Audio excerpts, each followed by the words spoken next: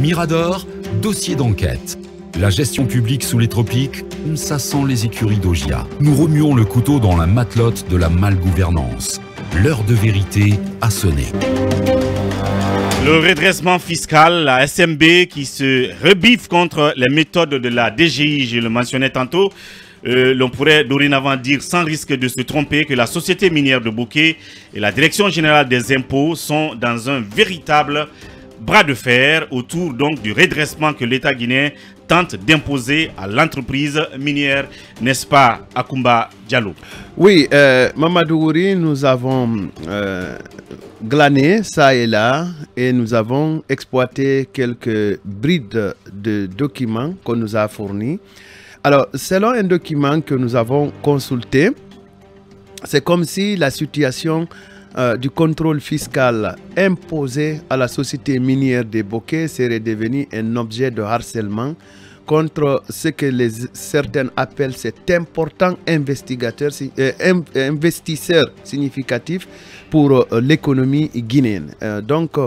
Et c'est suite à la vérification de comptabilité portant sur les exercices, puisqu'il faut qu'on plante le contexte, sur les exercices de 2015, 2016 et 2017, que la société minière de Bokeh a dans un premier temps reçu, selon les documents que nous avons consultés, le 31 décembre 2021, la notification de redressement fiscal numéro 8625/2021 pour un montant, tenez-vous bien, de 2546,25 milliards de francs guinéens. Ce que d'aucuns appelaient en ce moment un montant d'environ 300 millions de francs guinéens. Je dis bien la réclamation... Des dollars. Je dis bien la réclamation est de 2546,25 milliards de francs guinéens. La même source indique que c'est en application des dispositions des articles 660 de l'ancien Code général des impôts, qui a été déjà révisé, mais qui couvrait les faits jusqu'au 31 décembre 2021, et l'article 1135 du nouveau Code général des impôts, qui est celui qui est en vigueur actuellement, que la société minière de Bokeh avait décidé d'exercer son droit pour faire des observations par courrier du 28 janvier 2022. Alors, dans ce dit courrier, la société a fait des observations sur deux points majeurs de ce redressement, à savoir la société conteste, donc la contestation de la méthode FOB. FOB, c'est le Free On Board qui a été utilisé par les vérificateurs de la Direction générale des impôts pour reconstituer le chiffre d'affaires de la société qui vend d'ailleurs au régime de Delivery at Terminal, donc DAT. Dans cette foulée, la société minière de Bokeh a, selon des sources diverses que nous avons consultées, indiqué que les écarts sur le chiffre d'affaires découlant des retraitements effectués par la Direction générale des impôts n'auraient pas tenu compte, primo, je cite, de la correction des erreurs sur la silice retenue en plus dans la reconstitution de la silice retenue dans le calcul qui a été effectué. Ensuite, la Direction générale des impôts, la Direction générale de la société minière de Bokeh, aurais-je dit pour être beaucoup plus sérieux, dit secondo que la Direction générale des impôts n'a pas tenu compte des ajustements sur la facture définitive. Et tertio, de la déduction des charges de manutention portière et quarto, de la déduction des charges de logistique fluviale et des transbordements non pris en compte par les vérificateurs. C'est comme si la Direction générale de la société minière de Bokeh a sorti tous les éléments, toutes les rubriques liées à la reconstitution de ce chiffre d'affaires qui avaient été, selon elle, ignorées par la Direction générale des impôts. Sur l'acceptation des redressements proposés sur notamment la retenue sur le traitement des salaires, le versement forfaitaire et j'en passe, la société minière de Bokeh a fait noter que c'est contre toute attente qu'elle a reçu le 21 avril 2022 la réponse numéro 2874 par courrier du 11 avril 2022 lui notifiant le rejet de toutes les observations et que par conséquent, le maintien de tous les points de redressement ainsi qu'un rehaussement à ce redressement de 2000 et quelques milliards, un rehaussement de plus de 107 milliards de francs guinéens du redressement sur la taxe sur la valeur ajoutée. Donc comprenez, pour être un peu plus simple, qu'en plus de 2546,25 milliards de francs guinéens revendiqués par la Direction générale des impôts, après les observations de la société concernée, les impôts ont rehaussé ce montant de plus de 107 milliards de francs guinéens en y ajoutant, si vous voulez, un redressement sur la taxe sur la valeur ajoutée. C'est pourquoi la société a formulé à nouveau la réclamation du 20 mai dernier et qui avait pour objectif de contester une fois encore l'ensemble des redressements sur la période contrôlée. En définitive, la société minière de Bokeh, selon nos informations, demande à la Direction générale des impôts de, premièrement, je cite, de dégrever les redressements proposés par la mission sur l'écart sur le chiffre d'affaires ayant abouti au redressement sur l'impôt sur les sociétés, sur le revenu de valeur immobilière et les pénalités. Deuxièmement, de reconnaître les crédits TVA que l'État doit à la société, rejetés cependant par la Direction générale des impôts ayant fait l'objet d'échanges. De valider les échéanciers reçus de l'administration fiscale et de faire qui doit faire l'objet d'une appréciation séparée. Et troisièmement, enfin, la société demande à la Direction générale des impôts de renoncer tout simplement à la décharge des impôts, des impositions supplémentaires prononcées à l'occasion du contrôle. À défaut, la société continue à exhorter le gouvernement à la suspension de toute la procédure de recouvrement relative au présent redressement fiscal. Cependant, la société propose, selon nos informations, un modèle de paiement qui est le suivant. La TVA, puisqu'il s'agit de faire des compensations de part et d'autre, la TVA aurait été payée à 100 francs guinéens.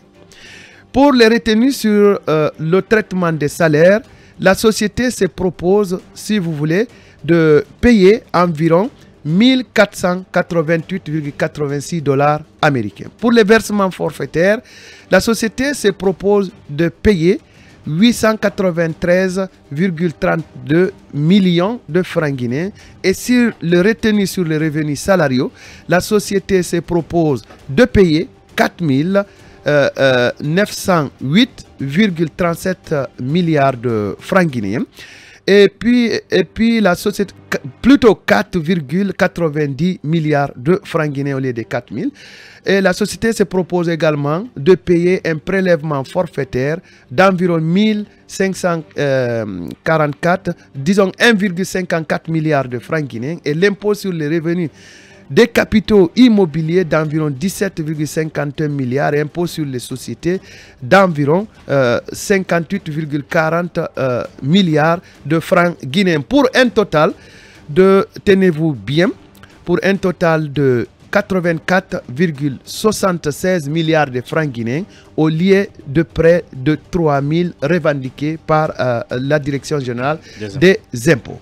Notons que cette pression est accentuée après l'échec de la réunion qui devait valider l'accord sur la mise en œuvre de l'accord qui avait été signé sur la mutualisation des infrastructures entre Rio Tinto, la Guinée et le groupe Winning Consortium Simandou, une réunion qui a échoué le 23 mai dernier et qui est reportée, selon nos informations, sine die pour 2 points conflictuels. Premièrement, les actions gratuites de l'État de 15%.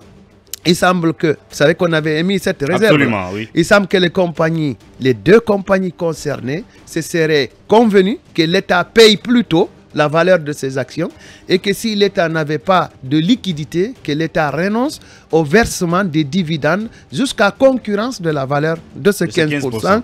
Rappelez-vous bien qu'on avait dit qu'on se demanderait comment cette partie allait être mise en œuvre. Et le deuxième point conflictuel qui, semble-t-il, a motivé l'échec de la réunion sur le projet Simandou le 23 mai dernier, c'est le choix d'un cabinet qui devait accompagner la Guinée dans la mise en œuvre de ces accords signés sous l'impulsion de la junte pour que la Guinée soit très bien informée. Il paraît que les compagnies refusent de financer la facture de ces cabinets-là et que l'État devrait en faire face pour continuer à surveiller la mise en œuvre du projet Simandou. Conclusion, la direction générale de la SMB, l'un des acteurs du projet, est sous pression, mais du côté de la direction générale des impôts, c'est comme si c'était la CRIEF derrière certains. Et voilà donc, c'est clairement donc un bras de fer qui s'installe entre l'État guinéen à travers la Direction générale des impôts et la société minière de Boké en ce qui concerne ce redressement fiscal. Merci à Koumba pour cette autre enquête rondement menée. C'est dire que nous resterons encore là-dessus. Talibé Bari, peut-être des questions d'éclairage à poser, mais ce qui reste clair, c'est que la démarche contradictoire de la SMB qui accouche d'un montant de 84,76 milliards est loin de ce que la DGI demande, donc de l'ordre de 2000 et quelques milliards de francs guinéens. Oui, 300 millions de dollars, donc plus de 2000 milliards de francs guinéens. Ouais. C'est ce que la direction des impôts exige de la société minière de Boké, donc au titre de ce redressement fiscal. Mais, comme vous l'avez dit, de 300 millions de dollars, donc plus de 2000 milliards à 84,76 milliards. Selon les calculs de la société, le fossé, il est énorme. Ouais. Ça veut dire que au moins ici, il y avait une certaine proximité entre les chiffres de la DGI et ceux de la SMB. Peut-être que des négociations, des discussions, ou en tout cas des calculs sur des erreurs marginales auraient pu être faits. Mais là, le fossé est tellement énorme que finalement on se demande quelle va être la solution. Parce que, en tout cas, le modèle de paiement proposé par la SMB, par rubrique, prouve que, en tout cas, la SMB n'est pas sur la même longueur d'onde que la DGI. Est-ce que dans ce cas, comme certains le proposaient, il faut faire appel à un cabinet d'audit ou aller en arbitrage? Un cabinet d'audit international qui ferait justement la part des choses entre ce que l'État réclame à la SMB sur les années 2016, je crois 2017 et 2018. Et parce que Akumba note que quand la SMB a fait des observations, la réponse que la DGI a trouvée, c'est d'ailleurs de majorer le montant qui était initialement réclamé à la SMB. Donc, de plus de 107 milliards. La DGI a majoré ce montant-là initial de plus de 107 milliards de francs guinéens. Donc, moi je pense qu'aujourd'hui, ça ressemble à une impasse parce que Akumba nous a signalé ici qu'en début, la semaine passée, que la direction des impôts a écrit aux banques où les fonds de la SMB sont logés pour dire donc de ne pas laisser la SMB utiliser ces fonds, donc de demander de geler ces fonds. Ça veut dire que c'est une crise majeure entre la DG et la SMB qui s'installe les plus importantes du pays. Quel va être l'arbitrage? Est-ce que le colonel va intervenir? Est-ce que autant de questions quand même qui s'imposent. Alors Akumba, quelles sont les options lapidairement? Est-ce que c'est un procès, un arbitrage inévitable ou tout simplement, comme il a dit, l'intervention d'un cabinet d'audit indépendant pour donc départager les deux parties? Première hypothèse, il était prévu dès au début qu'un cabinet tierce, en l'occurrence Ernst & Young, intervienne pour procéder à l'arbitrage. Premier blocage, c'est qu'il fallait que la SMB, selon nos informations, paye la facture qui se chiffrait à plus d'1 million de dollars. Et là, il nous semble que l'entreprise était assez réticente à prendre une telle charge parce qu'elle se demandait si elle n'était pas condamnée à verser un paiement supplémentaire, comment est-ce qu'elle pourrait faire pour recouvrer ce montant. Premier blocage. Deuxième hypothèse, c'est qu'aujourd'hui, soit on procède à un règlement à l'amiable du conflit ou on bloque le projet Simandou.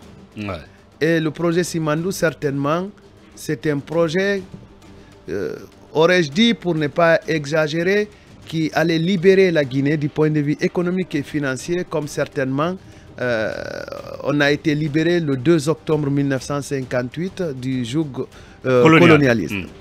Alors, je pense qu'il y a beaucoup de paramètres. Mais libéré pour retomber dans le colonialisme indigène. J'espère que ça ne sera pas ça. Notre débat. D'accord. Oui. Donc, je pense qu'il faudra faire un choix. Première hypothèse, choisir le développement du projet pour procurer des emplois aux Guinéens, ou certainement le bloquer au profit d'un redressement fiscal d'une société qui est actrice au premier plan de la mise en valeur de ce projet, en tout cas pour ce qui concerne les blocs 1 et 2. Troisièmement, troisième hypothèse, aller au clash avec des investisseurs qui sont certainement des contributeurs du point de vue fiscal et ne plus avoir des contributeurs sérieux, peut-être dégreffer nous-mêmes notre budget. Mais celles-ci ne sont que des hypothèses de ma part qui ne semblent pas être bien motivées par ce qui motive la gente. Bien. En tout cas, quelles sont donc les démarches qui se profilent à l'horizon? On va regarder dans le sens justement de la DGI et de la SMB pour voir quelle conclusion va avoir cette affaire. Là-dessus, nous donc repassons à un autre sujet. Tout à l'heure, notamment, on va prendre notre invité du jour qui sera donc Monsieur Souma de GDE.